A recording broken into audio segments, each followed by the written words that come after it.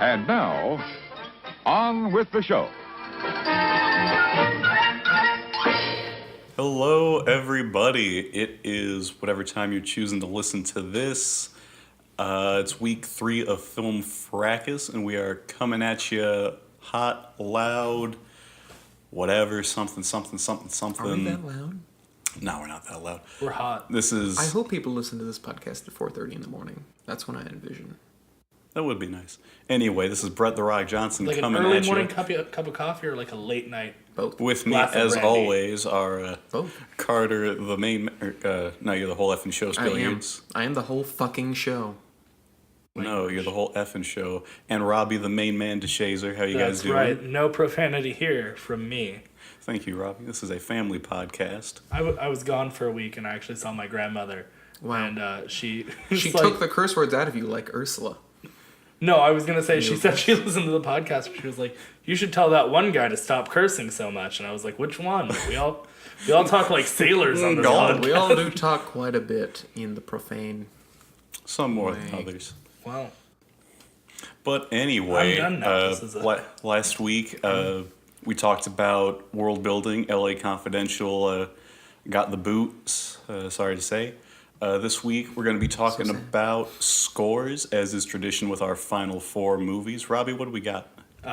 We have 1988's Bull Durham, 1988's Akira. What year is Scott Pilgrim? 2011, 12? 2010. 10. 2010 Scott Pilgrim versus the Right, I'll World. have you know that it's 2010. 1993's Jurassic Park. I love that movie. Well, they're all good movies. They're all good movies. They are good movies.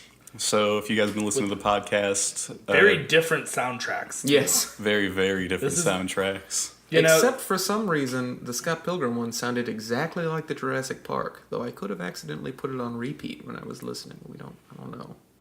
I don't know how you could have realized you weren't listening to Scott Pilgrim. I don't know. It's We listened to two albums for that, and they're both long. They're also both good. They're both good. I won't get into that, but they're. To clear that up, we listened to both the original score and the soundtrack with Yes. all your songs with Beck and Metric. Ramon. But yeah, it's a traditional Final Four music episode.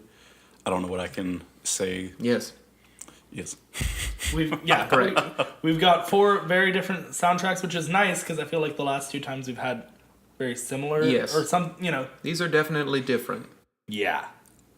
So it'll be. With Disney, we had 2 scores done by the same people. Yes. So That's true. That was tricky. Yeah. This time, however, all very different. all very different. Yeah. All very different styles of soundtracks. Yes. Oh, yeah. As well. Definitely. So Let's hop in. Let's dive right in. Do we wanna start with the big one? in what way? In In- that it's a major iconic Yes. movie, in that it's long, Yes. in that it's very different from the rest of them, or in that the tracks are often 10 minutes long. Why don't you Or- just say it? Just say it. I've Robbie. lost both of you. Or we could go Say it. alphabetically. Speak the name. Jurassic Park? Are we Yes. starting Jurassic? Yes, Okay. we're starting with Jurassic Park. Because these are all big in their own Yes. ways. Is what I was I saying. think it's important. I think it's important to kind of, as we normally do, set aside the fact Icon that it status. is iconic. Absolutely, yeah. But you can also consider that it's iconic for a reason, in that it is probably of a good quality. For sure. Because, like, not every score in 1993 became an iconic score. That's very true. Yes. But yes. But you can't be like, so It's since better it's so yeah. iconic, it makes it better than these no. movies. Yeah. It'd be But like, it obviously has some kind of merit because yeah. it is an iconic score. Yeah. Anywho, let's jump in. I quite enjoy the score. It's actually, the Jurassic Park theme is my favorite of John Williams' themes, actually. Fun fact. I think this one... It's probably definitely up there. As we talk about scores, usually, it's about establishing a mood and a tone for the movie, and I think Jurassic Park does that excellently. I think in the in the getting to the park, you have kind of the whimsical music and like the walking around and like, oh, discovery. And then when he sees, the Stegosaurus and it's the sweeping theme and you're like a sense of wonder and bewilderment and it kind of fills you with it. And then even in the tense situations, you've got the tension. Mm-hmm. And I think a lot of the percussive instruments give it that kind of like rough nature feel kind of thing. For sure. So I think it's pretty good at that. Yeah. It's really good. I love it. The Jurassic Park theme is definitely probably one of my favorite John Williams themes. It's a fantastic theme. And listening to it, I've realized I've never actually just listened to the Jurassic Park score before, and it's it'd be interesting if I could erase Jurassic Park from my mind and just listen to the score and see if I could get the theme in the mood because since I have seen Jurassic Park so much when we even watched it together a couple months back, I could tell exactly what was going on when I heard what was happening. But I also felt really conflicted at times because there were some moments where when we kind of talked about it last season when we were talking about the Pirates score. This is absolutely what I was going to bring up as well. And how they do bring the theme in a lot. There's three motifs in this score. There's I was going to say they use the theme a lot, but they don't use it overly much, which I really like because I'm okay, this is our main theme, cool. But there was so much more that happened. But also on the other hand, again, we talked with blanking on those Disney composers for Beauty and the Beast and Menken and Menken and Ashman, how how you listen to a lot of scores by the same composer, you can kind of they kind of blend together after a while. And so there were moments where I was kind of yep, this is a John Williams score, all right. But I was also it sounds generic and it sounds kind of the same, but I'm really into it and I really like it. And so I was I found myself being I feel conflicted is too strong a word, but I was kind of okay, this sounds generic, but oh, hey, this is really good. Okay, that's John Williams doing action, suspense, but hey, this other thing's really good. And so I did really like it. It was just kind of at times I was yep, that's definitely John Williams, but I was but it's Jurassic Park, and that's not a bad thing. No, yeah, exactly. That's why I'm I feel conflicted is too strong a word. I was just kind of there were a couple of moments where it was kind of okay, it's John Williams, but then in the long run, overall, I did really appreciate how it wasn't just kind of oh, here's the Jurassic Park theme again. I really liked how the theme really definitely bookended it. So, I get what you're saying, and maybe this is just, different takes from different people on the same, I don't like it as much because it reuses the Jurassic Park theme a lot. I feel I love the Jurassic Park theme. It has its icon status, and for a good reason. But between that and the Journey to the Island theme that kind of plays, I don't know, I just felt in a similar way to Pirates of the Caribbean that we talked about last season, it just felt it was a lot of stuff that was connecting and kind of meant to underscore the, moments of dialogue to follow it up with, whether it was a tender moment playing the Jurassic Park theme underneath it, or if it's a little more fanfaric playing the Journey to the Island, a very high level, And so it could totally be something that just in this listen through, it just bothered me because I was trying to think about it like that and see if there was anything that I noticed.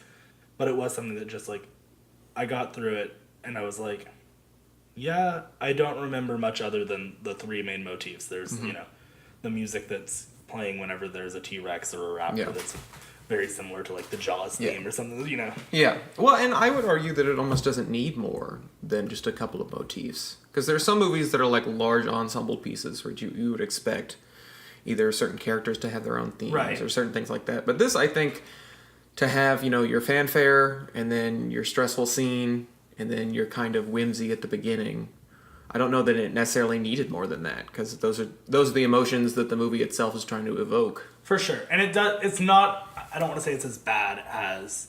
Yeah, I would agree Pirates of the Caribbean is a worse offender of that than Jurassic Park. Because it's really, it's one theme that is played over and over again. And at least there's a variation And even these, pirates, like we said, often is the exact same, bum, bum.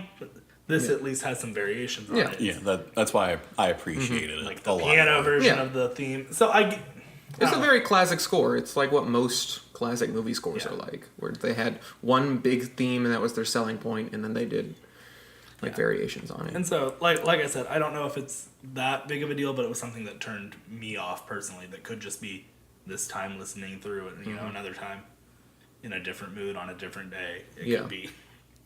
I could totally be like, oh, I love it, I will say the only part where I wasn't like really feeling it was I think it was the second to last track where it's like the T-Rex fighting the Raptors or something. Because those last two tracks are like the longest, and they're only like 6 minutes or something. Yeah. When the rest of the soundtrack's like 2-3 minute tracks. I remember except for Journey to the Island, which is like 8-9 minutes long. It didn't feel that long. It didn't feel that. I'm just looking at the. Oh, okay. Well, then that also helps go into what I was about to say. Like, yeah, like that's 8 or 9 minutes long. It didn't feel like that, but the like T-Rex Raptor one, by the last like minute, I was like, okay, this is loud. Let's move it along. I was like, oh, this is only 6 minutes, but this feels a lot longer. But there's the rest of that score. I feel is so solid that I kind of like.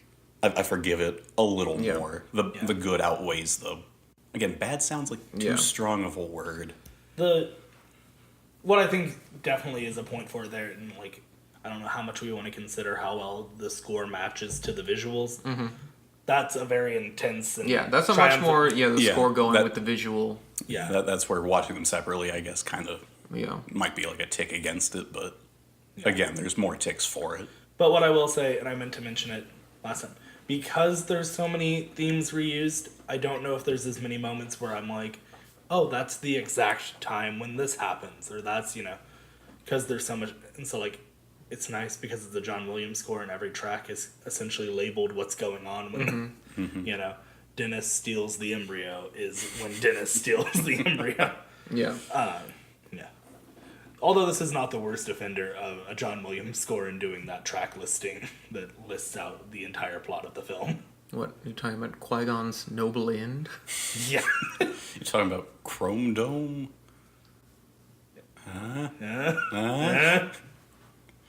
See, but Qui-Gon's Noble End was the one I was thinking of, though. He does say, buckle up, Chrome Dome. Yeah, I know. So there's... Well, I like that. I really appreciate it. But yeah, sometimes there's issues with... I don't know, is that a John Williams thing or is that just a studio thing? I think that's a him thing. Because like Michael Giacchino does puns for all of his track lists. Yeah. I've never noticed that. Yes. Now that I'm thinking of it... Every single one is a pun in all of his albums. Now that I think about it, I hadn't looked into it that much. Except for, I think, Mission Impossible might not be. And Lost, I don't think is. But there you go. That those are my kind of takes there. Is the motifs, they kind of make it. They're just a little tired for you. Yeah, they're a little tired, and it may just be 20 plus years after the movie came out. You've heard it so many times too. Yeah, and I was also just in Universal Studios in Orlando, and you hear it on loop. Yeah, they play Journey to the Island on loop, and Okay, so I see where you're coming from on that. So which is exactly what I'm saying. Like I totally agree with your points, but I'm also in this last listen, I wasn't a fan of that. But I could just be tired of it. Yeah. I just remember hearing Journey to the Island. I'm like, oh, there's the theme. There it is again. Is this a pirate situation? Then listening to the rest of it, I was like, no, this was not a pirate situation. It has its ebbs and flows. Yeah. But I will praise stuff like the Raptor attack. I do. There's the two other themes, but I really do like the carnivorous dinosaur kind of motif that he did. Yeah. Because that does feel suspenseful, and that accomplishes a similar thing to, like I said, Jaws does. Yeah. I like it a lot. It's a good score. It's kind of in the middle, maybe because it's so classic and not doing maybe some inventive stuff that other scores in this list might do.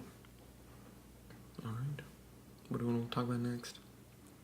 We'll just go backwards on my tabs on my computer. Scott Pilgrim. Scott Pilgrim? Scott Pilgrim. I'm going to preface this by saying I don't know that I have anything bad to say about this. Oh, I love this score. Because, one, I think the score is excellent. I think it captures the tone of the movie I think it captures the feel and everything. It sets the mood. I think the soundtrack is spectacular. I don't know that there's a single track on it that wouldn't belong in this movie. That's what I have to say. I loved it. I don't know that I actually have a negative. Yeah. What would I say about this score? I was prepared because when I first saw Scott Pilgrim vs. World way back when, I don't remember when I actually saw it, but I downloaded the Universal theme from the beginning for I think I was doing some kind of video for a school project or something, and that was really all of my exposure to the Nigel Godrich part of the. I listened to the whole soundtrack, but I didn't think of the fact that there's the Blue score soundtrack, and so going into this, I was like, is this all gonna be like the universe? Is it all gonna be just 8-bit music? And I was prepared to have this critique of I'm not a fan of 8-bit, but I know this kind of started a lot of like that craze over it and stuff, and in the early 2010s. But it really isn't a lot of that, and it was a worry of mine. Yeah, it's not. It's used efficiently. Yes. Sparingly and appropriately. Yes. Less is more. I will say that when I was sitting in the theater watching a movie for the first time, as soon as the Universal logo comes up with the 8-bit theme, I was like, I'm going to love this movie. And sure enough, I did. Oh, I also loved it when I first saw it, and then the 8-bit thing got tired pretty quickly. Yes. YouTube 8-bit covers of songs. Then remember everything had to be an 8-bit game. Oh God, there was just a weird 8-bit, 16-bit time, and it was like pop culture. Game of Thrones is an 8-bit game. It's like, like no, stop, please, don't do this. But no, there's some really good, and I mean, really quickly, I figured out it wasn't that. The Universal theme plays, and then it's Hillcrest Park, which is very drawn out and lots of synth pads, and it does a very good job. Yeah. What's everyone's favorite song from the soundtrack? From the soundtrack? Mine is Black Sheep, actually. That's always been on one of my regular rotations and playlists. That's pretty good. I'm going to give a quick disclaimer. I did listen to the whole score, but I wasn't able to listen through the entire soundtrack. I did listen to at least like the first minute of each thing on the soundtrack, so I feel like I have. You listened to a whole minute of I Am So Sad, So Very, Very Sad? No, I listened to all of I Am So Sad, I'm So Very, Very Sad. This song's called I'm So Sad, So Very, Very Sad. So sad! It's not a race, guy. This next one goes out to the guy in the balcony. It's called We Hate You, Please Die. Oh, sweet. Song from me. But Crash and the Boys is the best band in that. No, it's that one band with Crash and the Boys. Boys. Is that girl a boy too? She is. She just flips off. But yeah, I don't really know. I remember the only real negative thing I could say about the soundtrack is just is it "Oh Katrina" or it's just them shouting "Oh Katrina" over and over again. I wasn't too into that, but I think that might be a taste thing. Yeah. But other than that, I loved the entire score just because this movie is just like a video game, comic book come to life, and every track of the score really feels like it could just be a level in a video game or the track that plays during a boss fight, like the Roxy track. I remember listening to that, and I was kind of like, oh yeah, I can totally see running around the arena, the boss is coming after you, and you got to go in there and attack them and get out and all that. And I just like you said, just this perfectly. I felt like this more than Jurassic Park. Yeah. Perfectly captures the mood and atmosphere and aesthetic of the movie. To me, what could have been detrimental was if you're listening to it and all of a sudden they're listening to a song or something and you're like, this doesn't sound like this movie. And you never have that.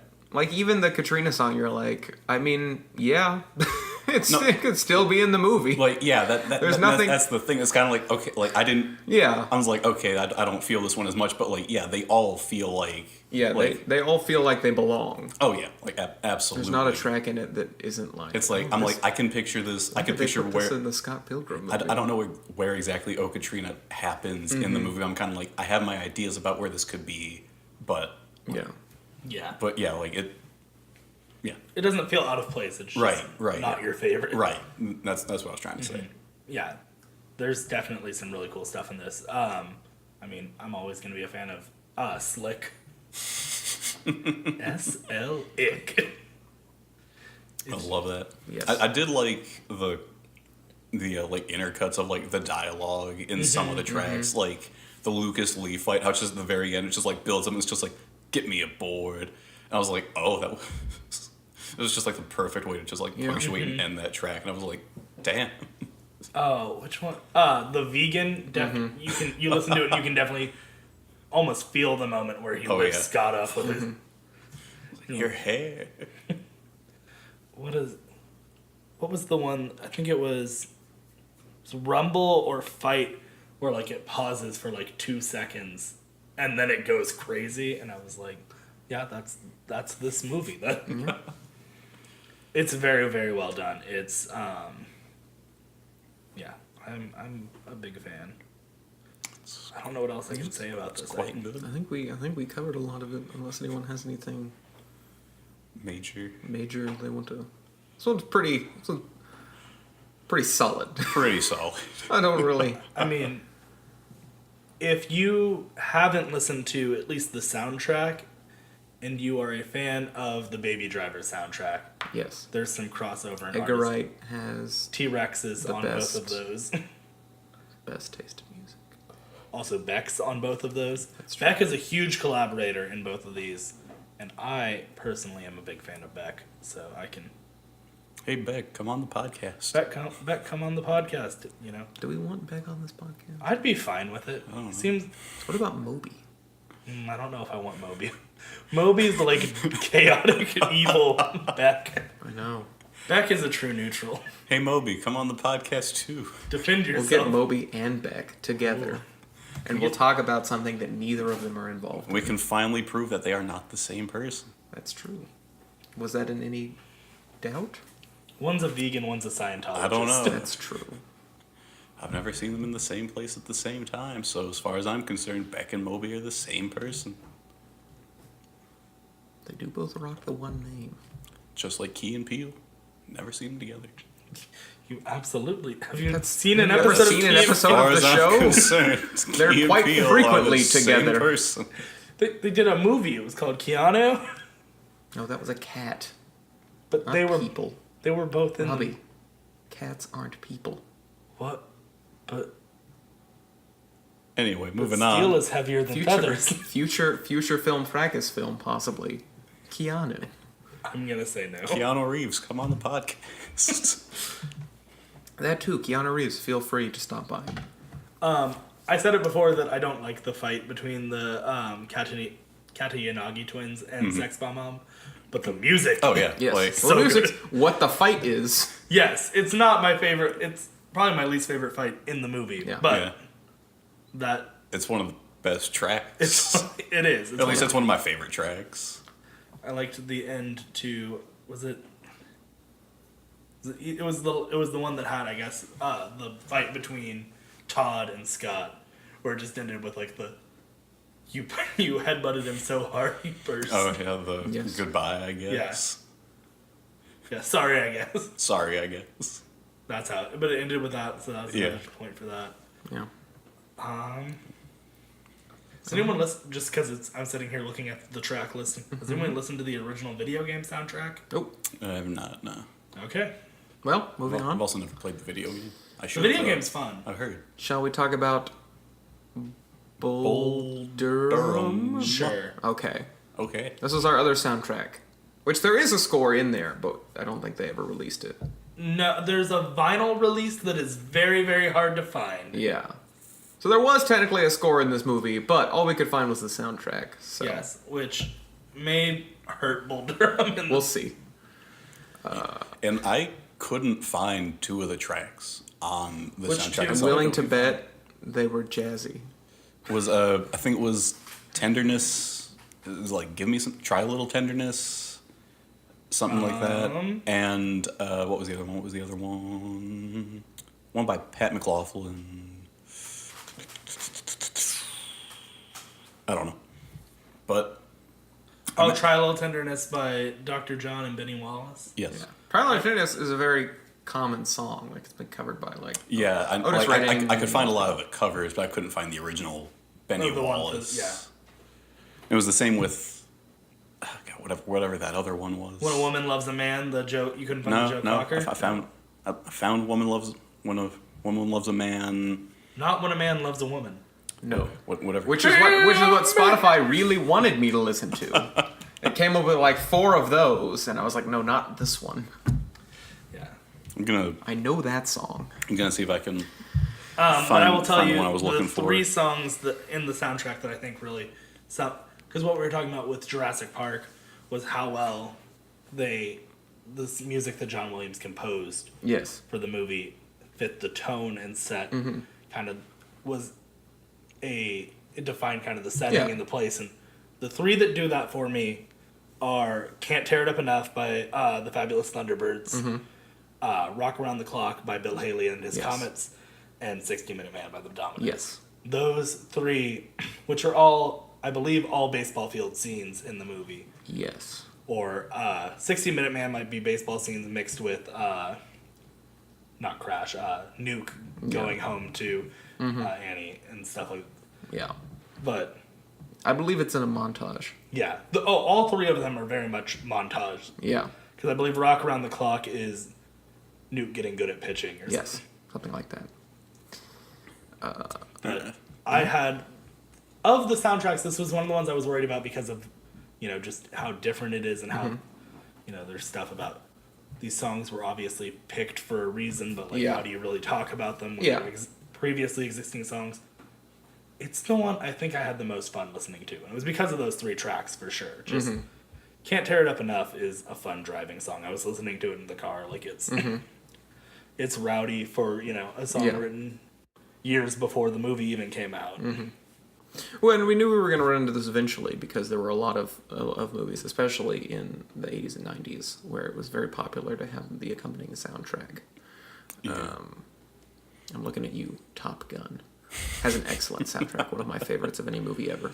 It's pretty good. I love But me the iconic love me stuff from some- Top Gun, I will say the iconic stuff from Top Gun was written for Top Gun. That's true. Love me Berlin's some- Take My Breath Away and Danger Zone Danger are both Zone. original. Love me some Kenny Loggins. The other track I was thinking I couldn't find was "You Done Me Wrong" by Pat McLaughlin. I don't even know if that's even listed officially on IMDb, so good. Because Oh no, it is. I found it. I tried to find I found in Amazon they were selling the soundtrack on Amazon, so I was looking at the track listing on that, which does not have "Rock Around the Clock" or "60 Minute Man." Really? They are in the movie, though. They are definitely in the movie. Yeah, I remember that, so I was kind of like, okay. But I love "Rock Around the Clock" on its Yes. own, so I It's a know good that. song. And Yes. I think I vaguely remember hearing "60 Minute Man" during the big Deadpool sex montage. Yes. Yes. Also, Sure. another place Because you that's can see when that. it happened. No, like No, you're right. in this movie. Yes, you just That is what 60 Minute Man is about. yeah. Yep. It plays. Is it the only one that plays twice in the movie? Because I also feel like it's a. I don't know if it plays twice. I only heard it once. Yeah, you I might be remember right. it during the montage. I don't remember what else it comes back on. Anywho, So Can't Tear It Up Enough. And I Rock agree Around with the Clock you. Or the baseball montage. those are 3 of the top songs. I There's also a good agree. Ike Tina Turner song, which is Yeah. just stained by there. Yeah, I also agree that there's definitely this one, like you said, is kind of already like hitting with a handicap a little bit. I think I think this is definitely a great showcase of like period and like when the film is made. Like it's definitely a late 80s Yeah. based on the soundtrack. Yeah. I think what you said was right, that those 3 tracks definitely encapsulate the movie and the part of the movie they're shown in. Mm-hmm. I think not all of them do that. Not all of them do it as well. And I think there's a lot of there were a lot of songs that just kind of blended together for me, where I was just kind of like, ah, yes, jazz. Yeah. I love it. Centerfield is definitely one like that I got tired of. Centerfield. Yeah, they kind of, a lot of them kind of blend together, but I do quite enjoy 60 Minute Man and Rock Around the Clock. I think those are two excellent songs, and I think they're used quite expertly. The two Edith Piaf songs actually very well encompass Susan Sarandon's character. Yes. So I give those points. And this was one that, like I said, I worry about it because it is kind of batting with a handicap for not, having an available score for us to listen to. Yeah. I don't really think it's doing that poorly though compared to there's. I'm not saying it's not disregarded, but I don't know that it's not quite as complete a picture. No. I think as it could be. Yeah. I think it's definitely got because with Scott Pilgrim also had a soundtrack, right? And if you were to only listen to that soundtrack, like I said, I don't think there's a single track in there that you would ever doubt that it was Scott Pilgrim. Mm-hmm. But I don't necessarily know that you could say the same about Bull Durham. Yeah, that's kind of what I was thinking. And so I was trying to think of how could I talk about Bull Durham, and we're talking we talk about this every time we talk about music, but separating the music from the movie. And there were a lot of tracks I was kind of I don't remember where this was in the movie. Some tracks I was I don't doubt this was in the movie because this sounds can't tear it up enough. Which I did very much enjoy. I was I like this song. I think I know where this goes in the movie, but which one was it? I think it was Born to Be Bad or Got Loaded. I was kind of this. I was kind of this sounds like it could be something just from any late '80s movie. I don't know where this would be in the movie. I don't remember hearing this in the movie, and so there was I've been having a hard time thinking about how to talk about it or what I could say about it, and just it definitely is handicapped a lot. And with Scott Pilgrim, like Carter just said, each one of those, everything on the soundtrack fits in. You don't doubt that any of those could be in the movie, but there also is an original score that, we did say there was a score for this movie, but without having listening to it. Well, also you have to consider the fact that, we've all seen the movie at least once. You've only seen it once, right? Bull Durham, yes. Yeah, Robbie and I have seen it multiple times, and I don't know that I could tell you a particular anything from the score. For sure, yeah. And but I will say, in Scott Pilgrim's, a lot of those songs are still original to them. That's true. There's a good number that are original to that movie. Black Sheep, which we praised as a big, is written by Metric for Scott Pilgrim. That's true. Yeah. Ramona is written by Beck for Scott Pilgrim. That's definitely true. So there's a lot of stuff in there. So you have to also take that into account. Yeah. Oh Katrina was chosen separately, I heard Ramona sing and stuff like that, but they're, We Are Sex Bomb is a... Yeah, well, obviously. Yeah. Okay, then I think that definitely helps more for Scott Pilgrim's case then. But, yeah, I'm not really sure how to really talk about I'm just saying they're not perfect analogs. No. I wasn't saying they were perfect. It just as a closest comparison. Yeah. It's the only other film with a soundtrack. It's the hardest one to talk about for sure. Which we will eventually get into if we do more like that. I'm glad you did not pick No Country for Old Men this season, as it does not have a score or a soundtrack. No, it doesn't. Nope.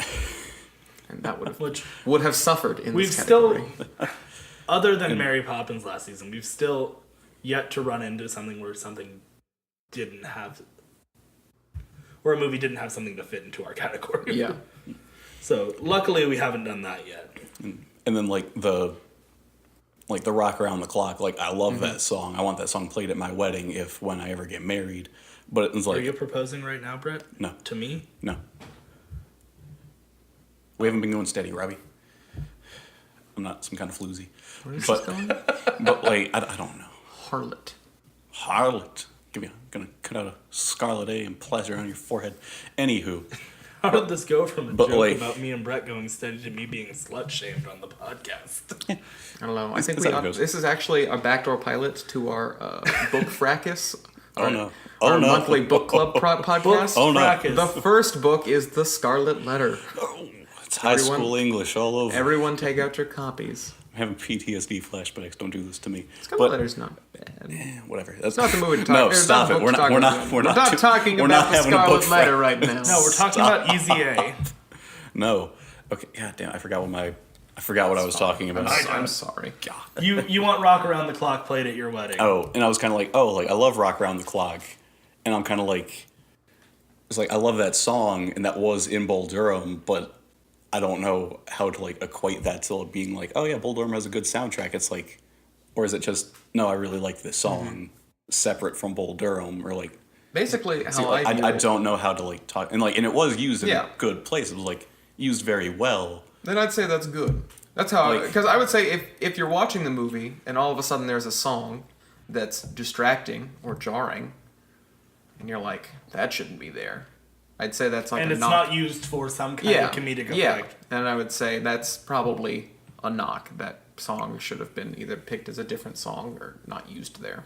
For example, it's jarring when Careless Whisper is used in Deadpool. But it's used for comedic effect, Yes. so it's a good So pick. it's fine. There's not anything like that. But in then Bull if you're Durham. listening to it separately, and you're like, you listen to a song and you think to yourself, well, this doesn't conjure up any memory of the movie, or it's just very generic, then I would say it's probably not a good thing. No. Because the movie should at least equate the song or feeling of the song with a scene or feeling in the movie. For sure. And if it doesn't do that, if you're really like, this just sounds generic, or I have no idea when they played this, or I don't see how this is related, then that's definitely not a well-curated soundtrack. Yeah. Which I And so and ragged I on guess Center. I was having some of that listening to the soundtrack, where it's just like, Yeah. oh, these definitely are songs from the 80s. Yeah. And so, yeah. Yeah. I ragged on Center Field earlier for being a little bit generic or something. It's good, though. But I listened to it, and I definitely know when it's played. And there's definitely not a song in here I didn't like, Yeah. personally. It's just, It's a little bit trickier. it's just a hard one to talk about. And it's, Akira? yeah, let's just move on to Akira. Okay. All right. Let's Akira. talk about Aki. I'm going to get my feelings about this score right out of the way. Uh-oh. I love it. But also... What?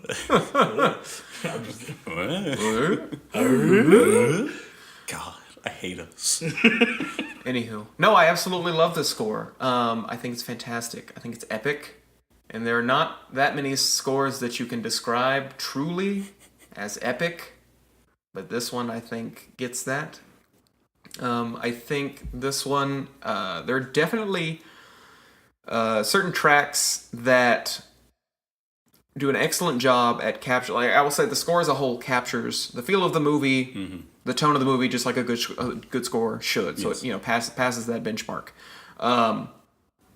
There's definitely like songs where I'm listening to it and I'm like, this is them on the motorcycle, or like this is them in a chase, or this is them in a fight, or at the end you're listening to like Requiem, or almost at the end you're like, oh, this is everything. this is everything all at once. And it's excellent. I will say that some of these tracks were a little long. Yes. I do think not that it's like any of the tracks are like or themes are like overused, but I will say like in the individual tracks, like there's a lot of like quiet and then choir. Yeah. And then quiet, and then choir. And it's that for like 15 minutes. And I'm like, I like this. I don't know if I like this constantly for 15 minutes, but I do like this. Because I know the longest tracks are Tetsuo, which is 10 plus minutes, which is Illusion Illusion and Requiem are the three longest tracks. Yeah. And like yeah, with Illusion, I'm not into the whole. Here's a sustained whistle with wood blocks. Yes, and there's a lot of whistling in wood blocks. Yeah, I did not love that. I was like, but it perfectly fits with the movie, and I know where it happens, and I'm just kind of like, okay, I'm seeing Akira in my head, but I'm like, yeah, I don't exactly need. No, I don't need 10 plus minutes of this, but it fits. This is a case where I recognize how well the score is made and how well it fits the movie, but I personally do not necessarily enjoy all of the tracks. Of it. And I love the Tetsuo track just because of just how different it is from a lot the rest of the soundtrack and a lot of other soundtracks out there with just the glasses, everything, just how it just builds up and sustains, and then just kind of goes a little silent, and it's just da da da da. And it's just at the 4-minute mark. Yeah, there's something where because it cuts and then it's just and I'm great. It's like you said, it's epic. And then if it wasn't for the Tetsuo track, I wouldn't enjoy the Requiem track as much as I do, because that is just a total manipulation and deconstruction of the Tetsuo theme, and putting that in this horrible body horror way, and it's this is everything. This is Tetsuo's ultimate final moments, and for Requiem, Requiem, Akiwa, Mowage. But I give Tetsuo Kaneda. But I give I think it works for Requiem being 14 minutes long, and I also just love how all the tracks sound so different from each other, but they all fit. Yes. And listening to the first track gets me every single time, just hearing the thunder and lightning, and just the yes. Every time 100%. I hear that. Every time I hear that, I'm just kind of God, I love this movie so much. Wait, why am I surprised by that? Yes. I know how much I love this movie. So, I paused I was going to say I dislike it. I love this soundtrack. He also hates it.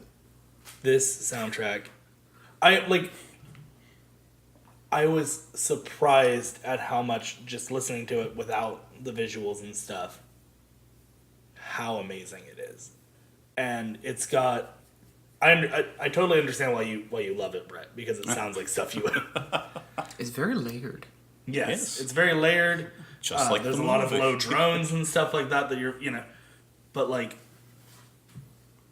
Battle Against Clown is it's got visceral noises to it, and I was listening to it in these headphones that I'm wearing, and they're, good surround sound, good noise cancellation. And this soundtrack is abrasive, is the word that I kept coming back to when I was thinking. It's abrasive, it's raw, it doesn't always worry about melody as much as it does just about using sound to create emotion. The track Mutation is fantastic because the track gets more abrasive and mutated as the mutation in the movie happens. Exodus from the Underground Fortress is exactly what... Yes. There's so much to listen to. It's also good. What's the Dolls song? The Doll's Prophecy? Yeah. The one that's just yes. That's the one I remember. Absolutely remember from the movie. It's very evident when you listen. Well, because listening to it, you seeing it in the movie, you're like, is that a sound effect or is that mute? And you're like, oh, it's kind of both. Yes. Yeah. And it's so good. It's just I told the guys this before we started recording, but it's one of those. This soundtrack got me so hyped, and I love it just so much that I've put it on eBay because the Mondo release of the soundtrack on vinyl is sold out. I'm trying to find a copy of it on eBay, and I need this guy to respond to me and accept my bid or ask for more money, and it hasn't happened yet. But it's so good, and it's got elements of noise music to it that I wasn't expecting for a soundtrack from 1988. Because there's still as much as I view this as a complete piece. There's a part of me in my head that's it's an anime. It's because anime. My first exposure to anime was Yu-Gi-Oh and Dragon Ball Z and stuff, and so there's a part of me that still even those, a rated R film, obviously aimed at adults, that I'm like, I don't know, I love it. And I forget how, because this, if this was meant for kids, it would not be as abrasive. Yeah. But Yeah. I love it. Does anyone have anything else to say? I don't mind that the tracks are so long at times. I don't mind that they're so long either. It's more that I just get a little bit tired of it Yeah. after a certain point. I'm just kind of like, all right. I get the gist of Yeah. it. I know what's happening. We can Yeah. move on. What I would say about that, yeah, they're long, but maybe they weren't necessarily meant to be, like a lot of film scores that have long tracks. You're like, this wasn't really meant for me to sit down and listen to. This was meant for To be watched a in long tandem. stretch of Yes. Yeah. 'Cause, like if you go back and watch the movie, you'll find that like a lot of the tracks aren't like they don't use the whole track in No. the movie. Like Yeah. like Wins Over Neo Tokyo, that plays once in the entire movie, and they only use like 15 seconds of it while Tetsuo was talking to his girlfriend, and then you never hear it again, and then you listen to the whole thing, and you're like, why was there not more of this? Yeah. It's so funny though. You check, because I listened to this on YouTube. I checked the comments on it and was like, and went back to see what other people were saying about it. And on Wins Over Neo Tokyo, people were like, wow, this even sounds like Blade Runner. And I was like, oh, wait till you get to Tetsuo. Like, this thing just starts to not sound like anything else that has ever been made before it. Yeah. Yeah. And very few things that have been made since. Yes. Shall we proclaim our Get winners? to the hard part. The hard part is the winner's the hard The part? winner's the hard part? I meant holistically. I guess the whole so. end bit. I guess so. Well, my winner this week goes to, not surprisingly, Scott Pilgrim vs. the World. As I said before, I really didn't have anything negative to say about this. The score, I think, is excellent. The soundtrack, also excellent. I have no qualms. Robbie? Oh. My winner this week, I don't know if it's evident. It's Acura. It's so good. It may be the best piece of music I've listened to in a long time. I love it. It makes me want to watch the movie a million more times. And honestly, because of that, I think that altogether, for a score to be able to make me, want to watch the movie instead of, the other way around, being like, I should listen to the score more because I like it during the movie. I think that's a merit for it. And My winner is also going to be Akira, just because like it is so layered and there's so much to it, and like there was nothing like it when it came out, and there also kind of like hasn't been anything like it since. And he said people compared it to Blade Runner, which is like a huge disservice to both Akira and Blade Runner, because they both have their own very, very different styles and aesthetics. Blade Runner's also got a really good soundtrack, but yeah, and then just Akira's just like gets you up. Like, yeah, to take Wins Over Neo Tokyo and say, oh, the whole soundtrack sounds like Blade Runner. yeah, it's like no, it's just like how it is just so different. There's so much going on, and just it blows my mind. All right. We cannot have a winner without also a loser. Did we we haven't really decided what because they're not being kicked out of the castle this season. We haven't said anything about it. What are they doing this season? They're being sent down the stairs in a bathtub, Paddington style. Oh, okay. Well, this week Okay, I'm sending down the This is stairs. the casual abbreviated season. so the bride just got shot down the stairs in a bathtub full of blood. Yes. No, it's still just water. It's Paddington. it's a water, and then you get like the DVD, and you just throw it in the tub, and then push the tub. Or if you prefer, you get the film stock, like you get the reel of the that's film, so- throw it in the water, so it's ruined. Push it down the stairs. Oh, okay, poor Whatever guy. whatever you would prefer. Anywho, Okay, Carter. this week I'm saying goodbye to one of my very favorite films, Bull Durham. I love the movie. I think we kind of discussed it a bit, that it was batting with a handicap, and as we said before, that's kind of luck of the draw sometimes. Sometimes not every movie is 100% in every category, and that's why we have this competition. So this week, I'm saying farewell to Bull Durham, though I do love the movie, and I do love the soundtrack. This week, it's not gonna be unanimous because I am choosing something different, despite understanding that Bull Durham bats with a handicap. I wonder what he'll pick. It's Jurassic Park. I'm shocked. I don't do this during your picks. I know. But no, it's Jurassic Park. Like I said, it may have just been this time listening to it through it, but I just couldn't get over the reuse. I wasn't as excited by the things that weren't the three motifs, and for there to be, a total of a minute, really, of music that I totally enjoy and get excited for in a movie. Like I said, it could totally be this time, but I just think, in general, there's maybe a minute of music that I really, really like in that movie, whereas there's multiple songs on the track list of Bull Durham. And that's why I had to pick Jurassic Park over Bull Durham. Well, my pick is going to be for Bull Durham because just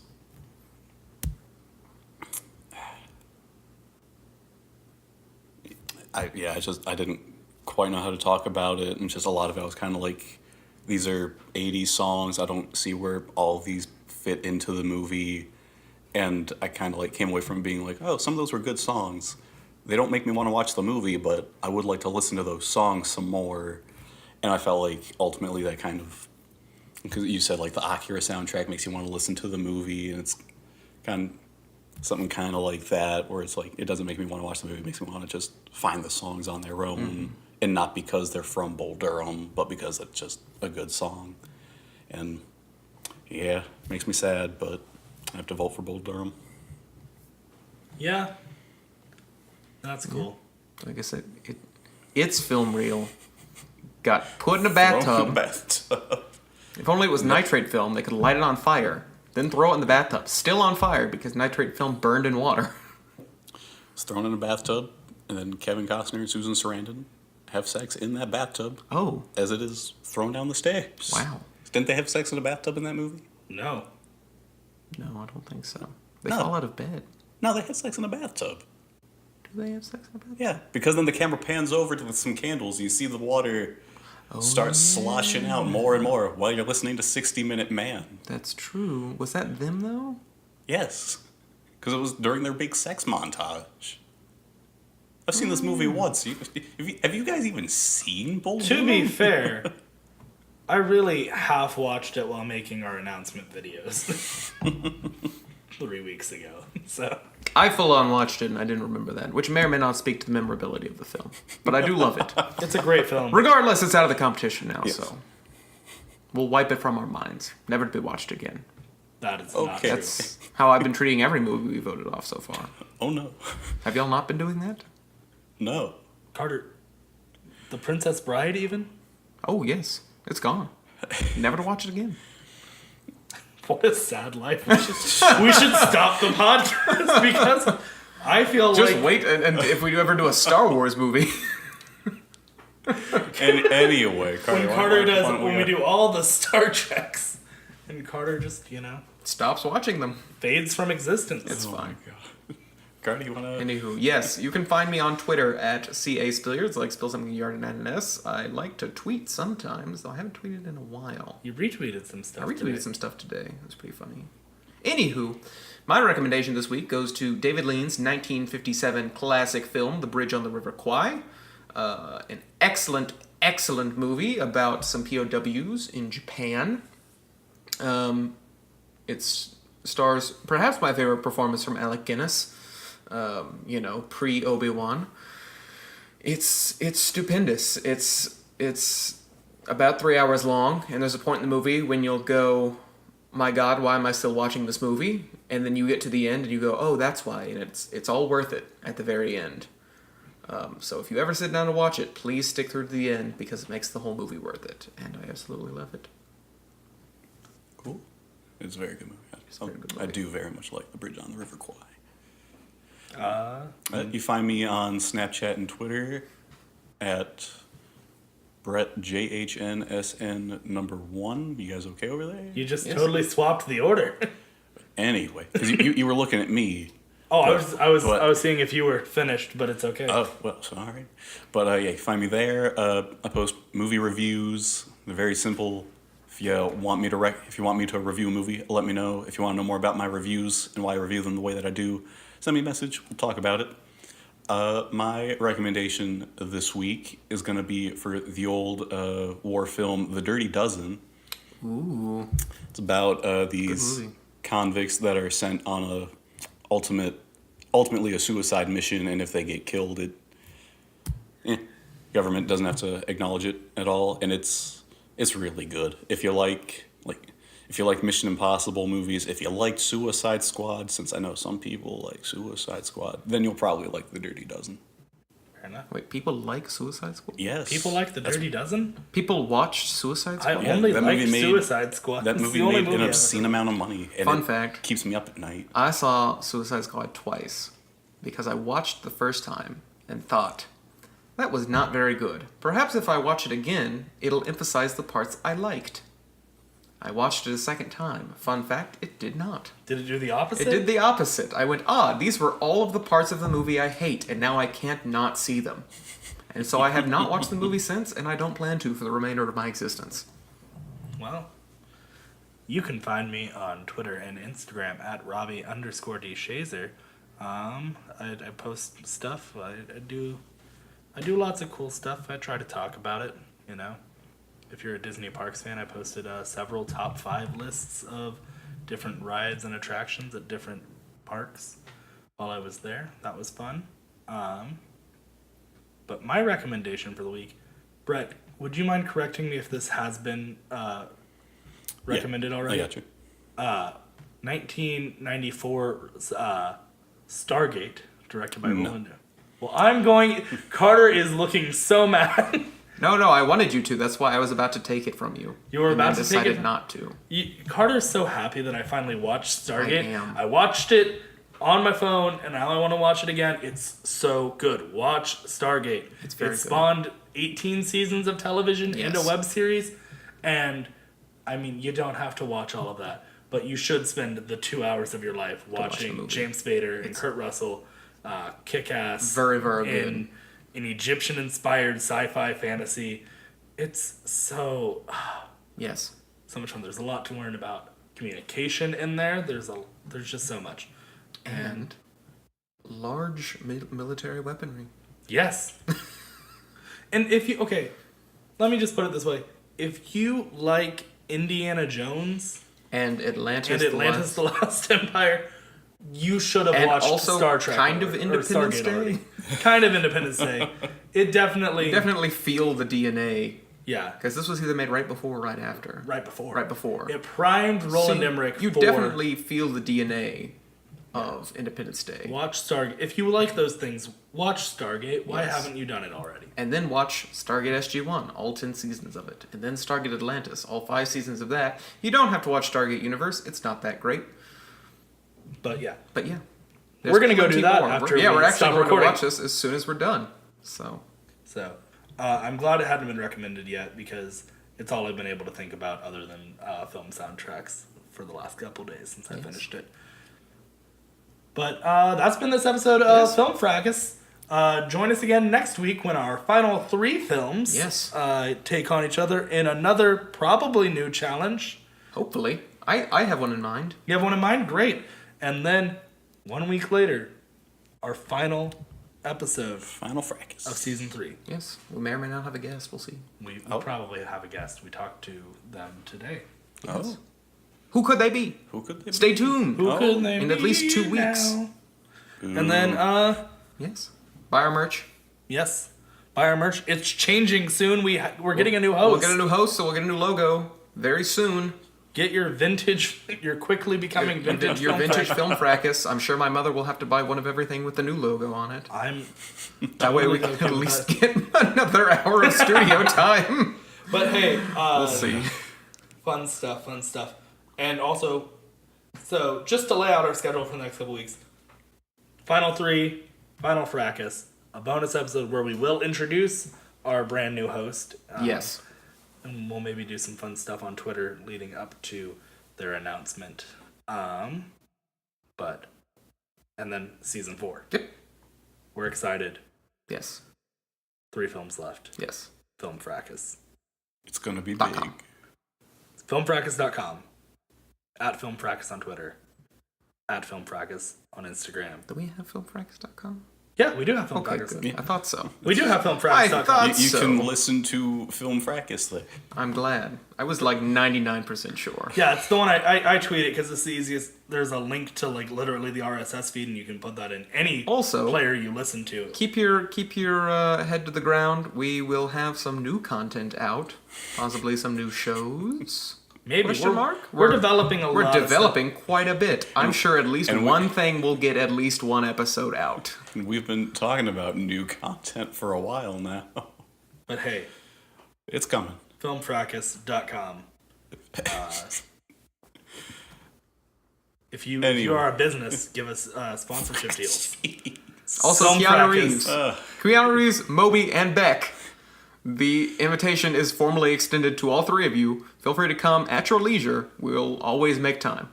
And on that note, thank you guys so much for listening. As always, we will see you guys next week. Stay tuned. Bye-bye. Hey guys, thank you so much for listening to this episode of Film Fracas.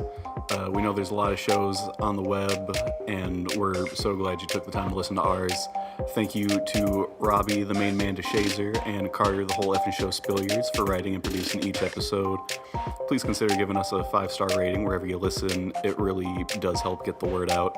You can follow the show on Facebook, Instagram, and Twitter at Film Fracas. Once again, thanks for listening, and we can't wait for you to hear our next episode.